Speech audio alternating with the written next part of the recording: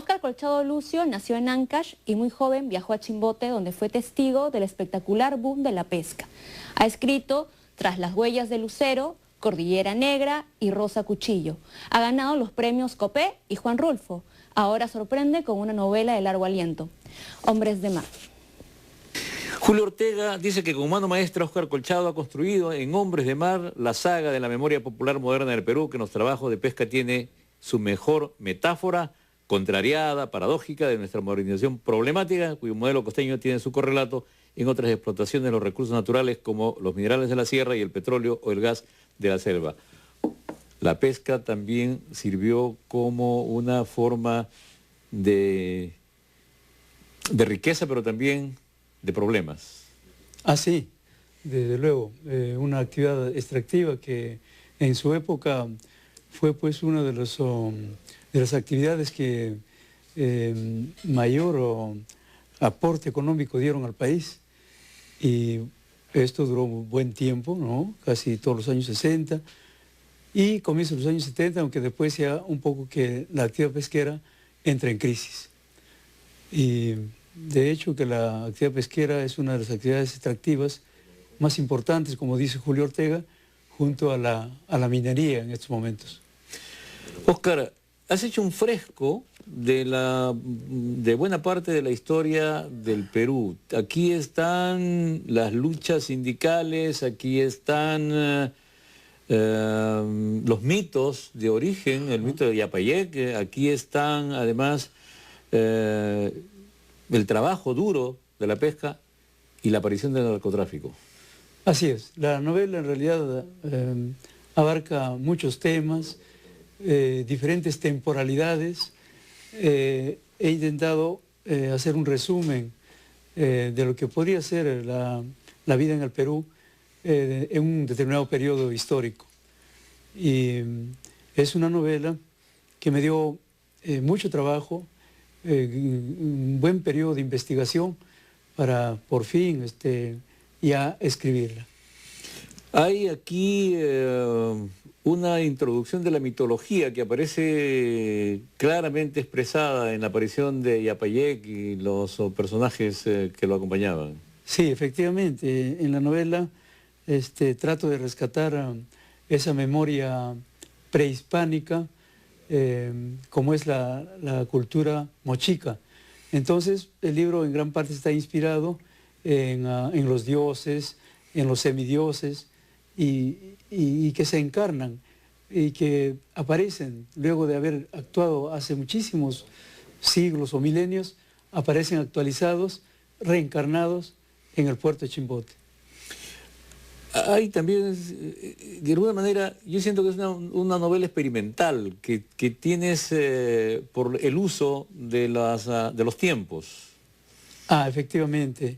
Sí, en realidad el uso de los tiempos me dio bastante trabajo porque había que hacer que el lector no se confundiera. En determinados momentos había que precisar fechas exactas de tal o cual acontecimiento. Pero yo creo que en las diferentes historias que hay ahí, cada una se llega a entender bien a qué época pertenece. Hay desde los años de los tiempos milenarios, la época de los 70, luego de los 80, los 90 y hasta el 2000, donde la novela termina con la marcha de los 4 suyos. Arguedas escribió El Perú hirviente de estos días para referirse a Chimbote. ¿Chimbote ha seguido hirviendo? Sí, Chimbote quizás hirvió más después de la muerte de Arguedas y luego de la redacción de Los Zorros, porque a partir de los años 70, con la crisis pesquera, empiezan a instalarse en el puerto numerosos grupos de izquierda. Todas las tiendas políticas de la izquierda, desde las más radicales y hasta las que eran solamente una izquierda progresista. Y bueno, entonces Chimbote en los años 70, toda la década del 70 se convierte en un polvorín. Tal es así que con esas huelgas, esos paros que ellos logran realizar, como que contagian a todo el país, y también se dan paros ya en Ayacucho, en Arequipa, en Cusco, en Lima, y entonces cae la dictadura de Morales Bermúdez y se retoma la democracia. ¿Tú participaste en todas esas luchas? ¿Tú fuiste integrante de alguna de esas células? Porque aquí está contada toda la historia de las peleas entre los diferentes grupos, ¿no? Ah, sí, desde luego. A mí muchos grupos de izquierda trataron de captarme. En una de ellas fui simpatizante y pude ver de cerca cómo trabajaban, cómo era el trabajo clandestino, porque en esos tiempos de Morales Bermúdez todos los izquierdistas eran pues perseguidos, encarcelados. Y entonces, deportados muchas veces. Y deportados. Entonces eran sumamente clandestinos. Y bueno, pude ver, como te digo, de cerca a uno de los grupos cómo era su accionar. Y qué duro que es el trabajo de mar, ¿no? Ah, ese es un trabajo terrible. Yo he estado también muy cerca de los hombres de mar, porque como trabajador en una de las fábricas pesqueras pude contemplar de cerca cómo era ese trabajo en la pesca. Solamente no sé, en el mar era mucho más, desde luego, y muy arriesgado. Y pensar que casi la mayoría eran pescadores serranos, pescadores andinos, y muchos de ellos no sabían nadar. Eso te iba a decir, hay aquí en la novela que se caen al mar y no saben nadar. Y no saben nadar, efectivamente. Entonces ellos se habían perfeccionado tanto en los saltos del muelle hacia el remolcador y que luego los llevaría a las lanchas fondeadas. Sus saltos eran precisos. En San Pedrito. En el Pedrito, sí, el Pedrito.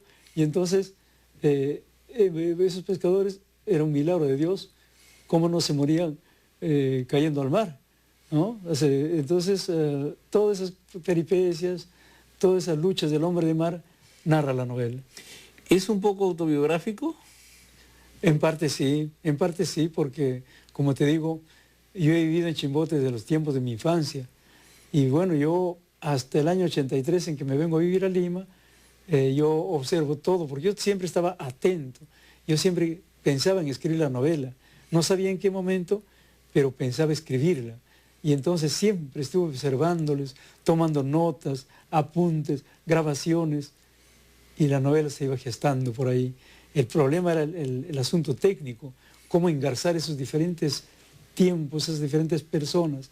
Pero gracias a mis lecturas intensas de esa época, gracias a los escritores del boom, que me ayudaron mucho en la técnica, pude superar felizmente el escollo de cómo integrar en una sola narración muchas historias. ¿Cómo nació? O sea, ¿cuál fue la idea a partir de la cual comenzaste a gestar la novela?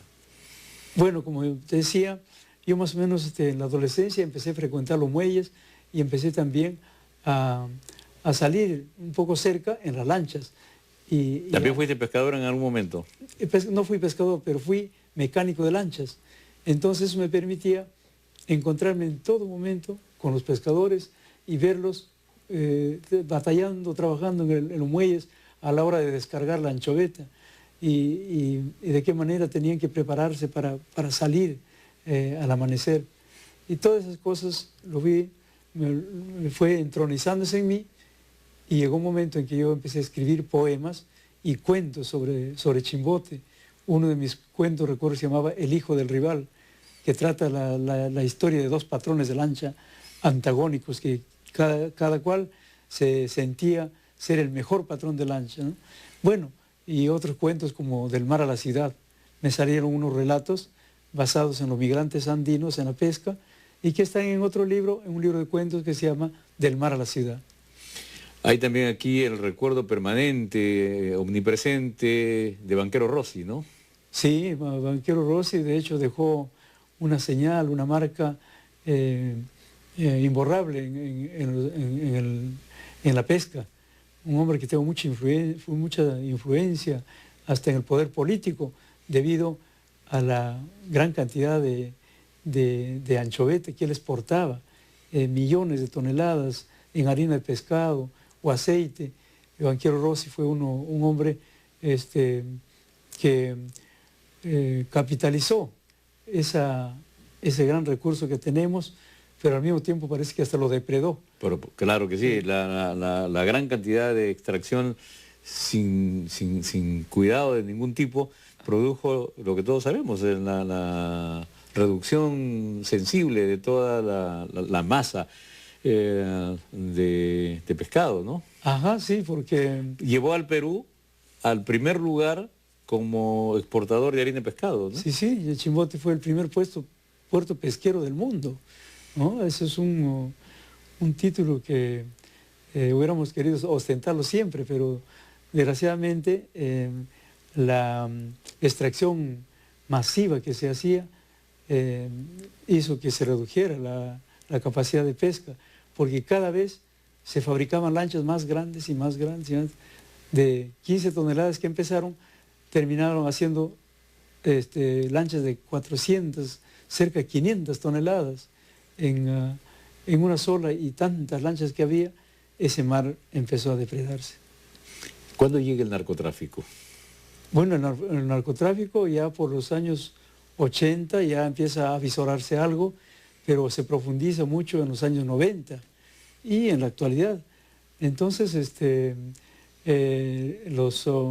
los cárteles de México, de Colombia, empiezan a instalarse en Chimbote y a extraer la droga, traer de la selva, llegar a los puertos, uno de ellos Chimbote, y en lanchas camufladas con conservas o harina de pescado, las trasladaban hacia alta mar, en donde barcos muy grandes se llevaban esa droga de estos narcos porteños.